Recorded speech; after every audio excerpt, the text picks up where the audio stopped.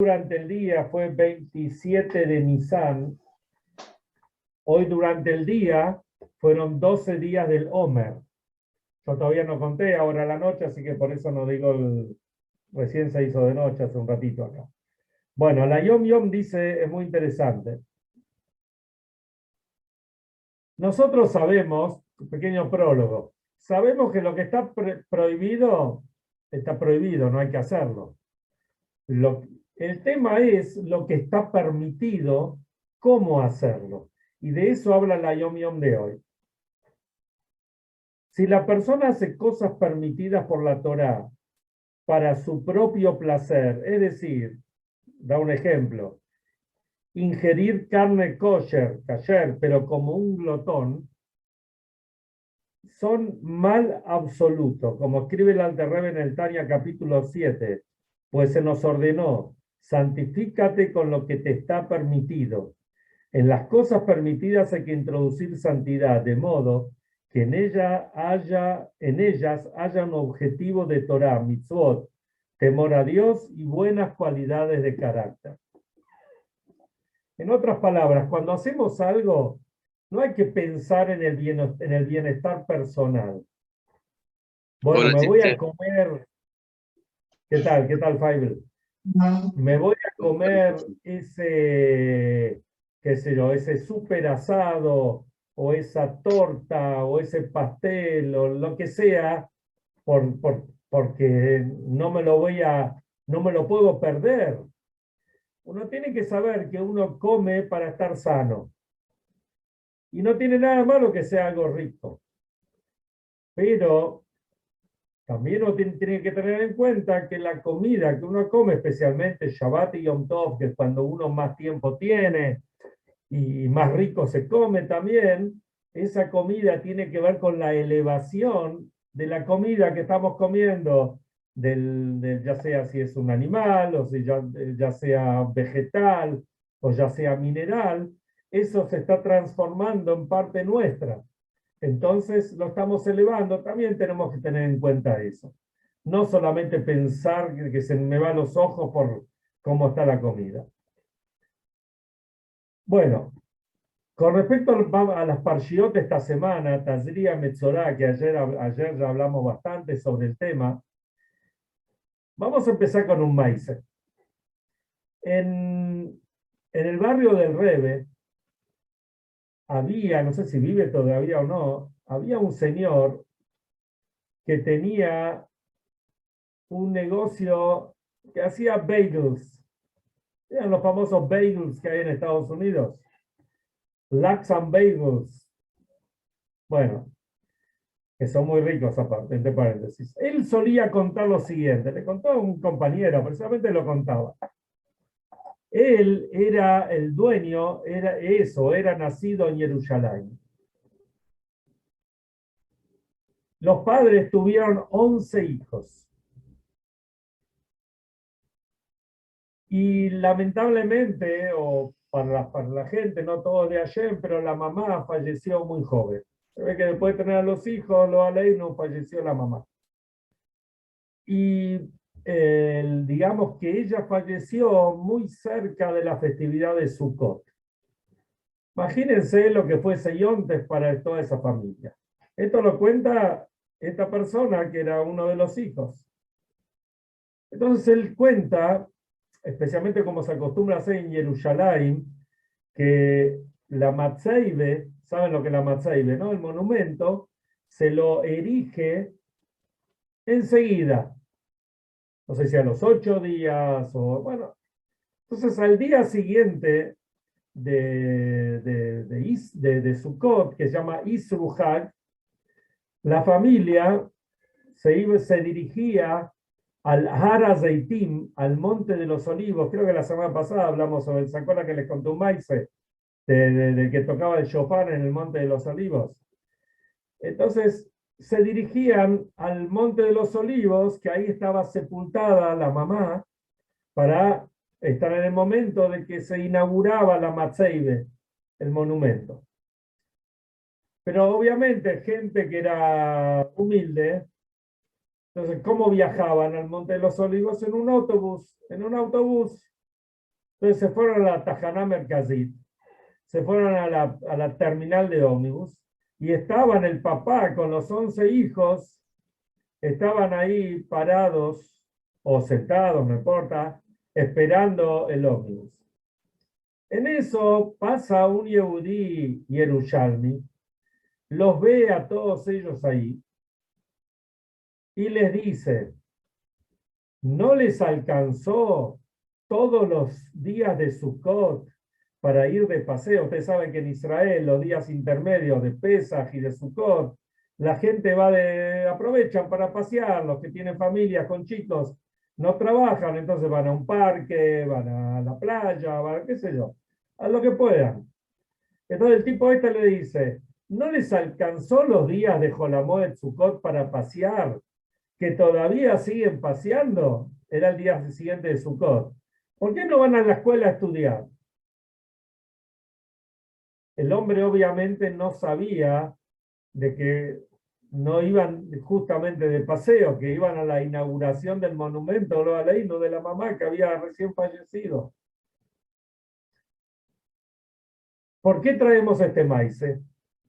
Porque justamente la parshá esta semana habla de esto. ¿Qué aprendemos de esto? La parshá esta semana habla del lashon hará, de hablar mal de otro, ni que hablar de mentir sobre otros, de pensar para mal. ¿Cuántas veces pensamos para mal? Vemos algo y ya nos hicimos toda la película de qué es lo que está pasando con el otro. Y de repente un detalle que no teníamos en cuenta, por ejemplo acá, el hombre este vio, claro, vio toda una familia. Lo que menos se imaginó era que iban a la inauguración del monumento a la mamá. Entonces, justamente la parshá esta semana habla sobre esto. Tazria Metzorá, ¿y de qué habla? Como explicamos ayer, habla del tzarat. Tzarat no es exclusivamente lepra, sino tzarat es una enfermedad espiritual que tiene que ver con el alma y que se refleja en el cuerpo de la persona. También, justamente, algunos interpretan Zarat, lo comparan, digamos, sacan algunas letras y ponen Motzi Shemra, que sacó un mal nombre, difamó a otro. Ustedes saben la difamación, algo, una vez que salió de la boca, es muy, ya no podemos agarrarlo y tirarlo para atrás. Entonces es muy difícil, y ni que hablar hoy en día, ¿no? Esto se me está ocurriendo ahora. Hoy en día a veces uno hace copy-paste, recibió algo y por ahí no prestó mucha atención y lo manda a toda la lista que uno tiene. Y a veces en la lista tenemos gente que lo que estamos mandando puede ser como una difamación, como un lashon hará.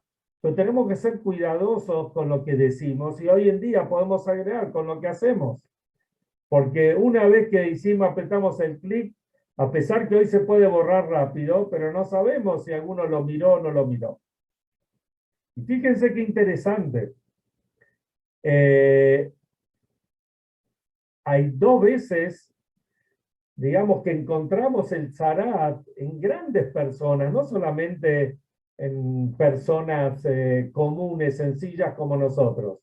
Moshe Rabbeinu, cuando Hashem lo quiere mandar a Moshe para que vaya a hablar con el faraón, o mejor dicho, en este caso, decirle al pueblo que llegó el momento para salir de Egipto, ¿qué le dijo Moshe? ¿Qué le contestó Moshe a Hashem? Vehem lo yaminu li.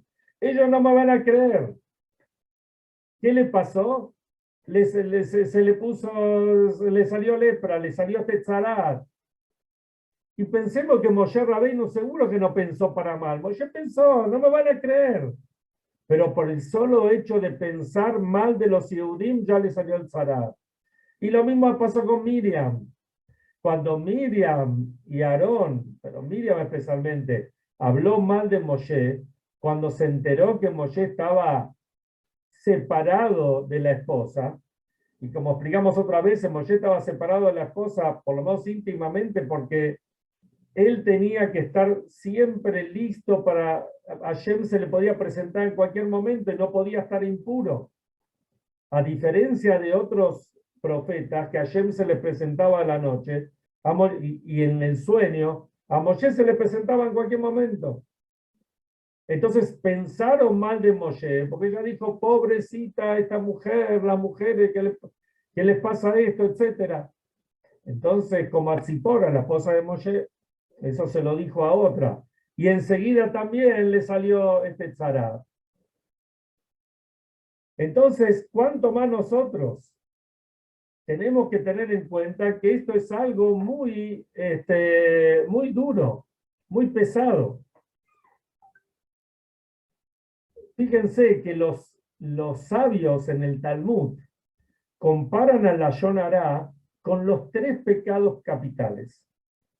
Hay pecados, y esto trae el Talmud, después lo trae el Maimónides, hay pecados que si Hazbe Shalom viene alguien y le dice a un Yehudí, tenés que hacer esto si no te mato, el Yehudí en general puede transgredir el pecado porque está pasando por un caso de fuerza mayor, menos en 3 ocasiones. Las 3 ocasiones se llaman Shfihut Damim, cuando le piden que mate a alguien, tiene que dejarse matar. Cuando le piden que haga Giluy Arayot, que tenga una relación con alguien prohibido, o cuando le piden a que haga Abodázara, que es idolatría. Estas 3 cosas tienen que dejarse matar. Dicen los sabios que la Lashon Hará es tan duro como las 3 juntas. Asesinar, mantener una relación prohibida y hacer idolatría. Miren lo duro que es. Y el Lashon Hará, como explicamos otras veces, daña a la persona que lo cuenta, daña al que escucha, daña a la persona de la cual se está hablando. Ahora fíjense una cosa. El mundo fue creado, dice el Pirkei Avot, que estamos estudiando ahora todos los Shabbatot. A partir del Shabbat pasado empezamos a estudiar Pirkei Avot. El primer capítulo lo estudiamos el Shabbat pasado. En el capítulo 5, si no me equivoco, dice Basaram Amarot Nibra Olam. El mundo fue creado con 10 expresiones. En otras palabras, el mundo fue creado con la palabra. La palabra son letras. Cuando hablamos del genoma humano, cuando hablamos del ADN de la persona, ¿qué es eso? Chiche está en la midá, al final de la midá, siempre lo dice, cuida mi boca, mi lengua. Muy bien, cuida muy bien, excelente. Realmente así dice. ¿Qué tal, Roberto? Pero justamente ahí dice el genoma, el ADN, etcétera, ¿qué son? Todo está conformado por letras que explican lo que eso es. Entonces, estas letras, estas palabras tienen una fuerza maravillosa. Con las letras podemos salvar vidas, pero con las letras podemos destruir mundos. ¿Ustedes saben una cosa? El Maimónides, el Rambam fue de los más grandes sabios que tuvimos. No solamente eso, el Maimónides, justamente ahora esta semana, el Shabbat, terminamos un nuevo ciclo del estudio del Maimónides. El Maimónides escribió su obra monumental, Eliad HaZaká, Mishneh Torah o Rambam, como se lo llama comúnmente, lo escribió, son 14 tomos, es una obra increíble. Sin embargo, había mucha gente que hablaba mal de Rambam. No solamente eso, 20 años después, gracias a los Yehudim que hablaron mal, desgraciadamente, del Rambam, los católicos quemaron toda la obra del Rambam. Y después vinieron los franceses, y esto es algo muy famoso, que fue toda la famosa quema del Talmud ahí en París, frente a, bueno, a un lugar así emblemático para ellos. Había 24 como vagones llenos de Talmud, de tomos del Talmud, y fueron quemados por estos franceses y Max Shema. Hasta tal punto fue esto, que después hubo otro gran sabio que llamaba Rabbeinu Yonah, Rabbeinu Yoine, y Rabbeinu Yoine escribió un libro que se llama Sharei Teshuvah, donde ahí explica cómo hacer Teshuvah, especialmente para todos los grandes detractores del Rambam, todos aquellos que hablaron mal del Rambam. Entonces, perdón, acá se me fue el... Ahí está. Entonces tenemos que, y después también tenemos con el Alter Rebbe la famosa historia de que el Alter Rebbe hablaron mal de él, y eran los mismos Yehudim y en el gobierno del zar, y lo encarcelaron y estuvo 53 días, etcétera, etcétera, como cuenta la historia. A veces uno pregunta, pero si yo veo que alguien realmente está haciendo daño, ¿me tengo que callar la boca? ¿No puedo decir nada? No. Ahí ya no se llama la Yonará. Ahí se llama proteger a los otros. Si uno sabe que hay alguien que es un estafador, hay que advertirle a los otros, mira, ojo con este que este es un estafador. No es que estamos hablando un Lashonará, pero estamos salvando y advirtiéndole a los demás. Hace unos años atrás hubo un caso de un gran en Israel, un caso, no sé si lo escucharon, pero hizo un ruido terrible, de un tipo que era un gran educador y escribió muchos libros para chicos, y se hizo una investigación y se descubrió que el tipo aparentemente era un pedófilo. Entonces, cuando la gente advierte, el tipo terminó suicidándose. Cuando la gente hablaba y contaba lo que este era, algunos decían, no, no se puede hablar la Yonará. ¿Cómo no se puede hablar la Yonará? Mirá lo que el tipo hizo, sí está bien. Entonces uno tiene que tener mucho cuidado. Después falleció una nena también, porque la nena pensaba que el tipo se mató por él, y la nena también terminó matándose. Un desastre. Incluso había un gran sabio que era el Hafetz Haim, el famoso Hafetz Haim, que falleció antes de la Segunda Guerra Mundial, en Europa, que también escribió, era una persona que cuidaba su lengua al máximo, escribió libros sobre la Yonará. Pero vamos a desmenuzar un poquito el tema.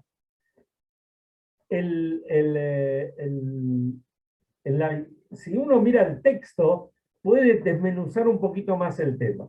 La Torá dice así: si una persona tiene 3 tipos de manchas, la llama Seet, Zapajat y Baeret. Ese es el nombre. Si miran en la Torá, son los 3 nombres que se refieren a las manchas.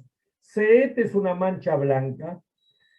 Zapajat es una mancha, también todo va dentro del blanco, pero una es bien blanca, otra tiene un color cremoso y otra es más como lustrosa. Y cada uno representa algo que tiene que ver con el Lashon Hara, que tiene que ver con la persona, cómo la persona se siente, y que eso como lo autoriza a poder hablar. Cree que es una autoridad y por eso puede hablar. La primera se llama Seet. Seet, que dijimos una mancha blanca.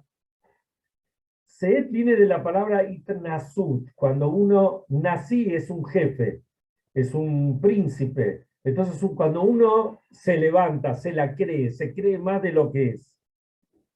Él dice, yo quiero sentirme bien. Y cree que de esa manera puede voltear al compañero. ¿No es cierto? Como yo soy yo, entonces al otro lo puedo voltear, le puedo decir lo que quiera, porque yo soy el que puede decir. Hay un maíz muy interesante que pasó con el rey de Maharash y sus hijos. El rey de Maharash era el rey de Shmuel, que pasó con los hijos. Él tenía 3 hijos. El mayor se llamaba Rabbi Zalman Aaron. El segundo era Rabbi Shalom Dober, que fue el sucesor de él, el padre del rey anterior. Y el tercero se llamaba Rabbi Menachem Mendel. Esto fue que estaban los chicos jugando. El mayor, en Lubavitch se acostumbra a llamarlos por las siglas, por las iniciales. Rabbi Zalman Aaron se lo llama el Razó, y Rabbi Shalom Ber se lo llama el Rashab. El segundo era más alto que el mayor. ¿No es cierto? El mayor era mayor, pero era más petizo que el segundo, que era más alto que él. Los chicos estaban jugando, eran niños. Entonces, ¿qué hizo el mayor? Cavó un pozo en la tierra. Entonces le dijo al segundo que se meta en el pozo. El pozo no creo que haya sido una fosa, un pocito. El otro se metió dentro del pozo, entonces el mayor no solamente era mayor, sino quedó más alto que el otro. Cuando el padre lo vio, el padre le preguntó, el que era el rebe, le dice, ¿qué están haciendo? Pero el otro le dijo, quiero mostrar que yo también soy más alto que él. Por eso le hice el pozo. Entonces el padre, el rebe, le dijo, ¿por qué tenés que cavar un pozo? ¿Por qué no haces una montañita y te subís a la montaña? Muy interesante. O sea, ¿por qué tenés que tirarlo a matar al otro para que el otro se sienta más bajo? Subite vos un escalón más alto y vas a demostrar por qué sos más que el otro. Porque estás un escalón más alto que el otro. ¿Se entiende? O sea, en lugar de enterrarlo al otro, hay que elevarse uno mismo. Eso es Seet. Después está el que es un Zapaja. Zapaja, todo esto está basado en comentarios del Talmud, como el Talmud lo traduce. Zapajat es algo más cremoso. Pero esta palabra zapajat se refiere a alguien que siempre está, ¿vieron cuando hay grupitos de gente que están hablando, chusmeando, etcétera, etcétera? Es un tipo que siempre se mete en esos grupitos y siempre tiene el dato preciso. Y después va y lo lleva para acá, para allá, ¿no es cierto? Y uno sabe que no es algo bueno, pero siempre está metido con esos grupos. Y después tenemos el tercer caso que es Baheret. Baheret dice lustroso, pero Bahir, un día Bahir es un día luminoso, un día maravilloso, un día de sol hermosos, es un día Bahir en hebreo. Bahir quiere decir que uno está iluminado y uno se cree que sabe todo, que yo la tengo clara, y lo que el otro, que no me importa lo que dice el otro. Todos estos son, digamos, brazos de lo que llevan o de lo que es la Yonará. Y de esto uno tiene que cuidarse. Para terminar, voy a terminar con un maíz, otro maíz más. ¿No? Ya les conté varios, no se pueden quejar. Y son nuevos. Nuevos por lo menos para este shiur. Yo por lo menos no los conté, ninguno de estos. Este maíz está muy bueno. Había un cantante que seguramente escucharon hablar de él, que llamaba Reb Shloime Carlebach. Fue prácticamente el que inventó la música jasídica. Estuvo acá en los años 60, estuvo acá en Argentina, falleció creo fin de los años 80 o principios de los 90, por ahí. Era el révale de la música jasídica. Un yehudí con barba, estuvo con el Rebe también, y estuvo con otros Rebes y otros yeshivot, era muy famoso. Si lo van a googlear, Shloime Carlebach, si no escucharon, van a ver que lo famoso que era. Este Shloime Carlebach una vez parece que estaba viajando a Israel o volviendo de Israel y se tuvo que quedar Shabbat. Esto lo cuenta él, por eso lo puedo contar. Lo contó públicamente. Se tuvo que quedar un Shabbat en Ámsterdam. Entonces, bueno, llegó Shabbat, se fue al Shil. Cuando llegó al Shil, vio que había un Hazán. Y el Hazán, el tipo, a ver, estamos hablando de un cantante, aparte él le gustaba hacer Hazán también y entendía mucho de Hazanut. Entonces él lo escucha al Hazán y ve que el tipo era una persona mayor, que desafinaba, que no estaba tan como tiene que ser. Estamos hablando de una sinagoga importante y entonces el tipo se puso a pensar, eso cuenta él, lo puso a pensar, y debe ser un tipo de plata, y como tiene plata y aporta mucho a la comunidad, a la sinagoga, entonces le dieron para que sea de Hazán, aunque no tiene la voz como tiene que tener, por ahí no tiene los valores, Todo eso le estaba pensando. Y como es una persona que entendía mucho de música o de canto, le resultaba tan no ameno que se fue a hacer la tefilá a una habitación conjunta. Pero cuando llegó el momento de la lectura de la Torá, quería escuchar la lectura de la Torá, ingresó de vuelta al gran salón, a la sinagoga, al shul. Cuando entra, ve que están llevando la Torá para la Bimá, para el lugar donde se lee, y ve que el hombre que era el Hazán, medio no puede caminar, y lo están llevando entre dos personas. Entonces Reb Shloime pregunta, dice, ¿y quién es este? ¿Por qué lo están llevando? ¿No es cierto? Ahí se sacudió un poco. Entonces dice, no, este hombre era el Hazán del gueto de Lodz. Lodz era una ciudad muy importante ahí en Polonia. Y este era el Hazán.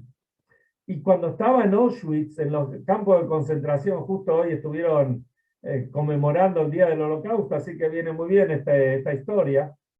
Cuando él estaba en Auschwitz, los alemanes y Max Shemam lo hacían cantar y lo castigaron y quedó, bueno, Baruch Hashem que se salvó, pero quedó, miren cómo quedó.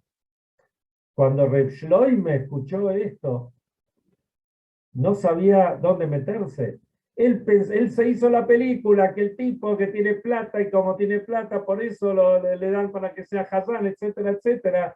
Y estamos hablando de una neshama tan elevada que para todos ellos era un zehut. ¿Qué importaba si cantaba lindo o cantaba feo?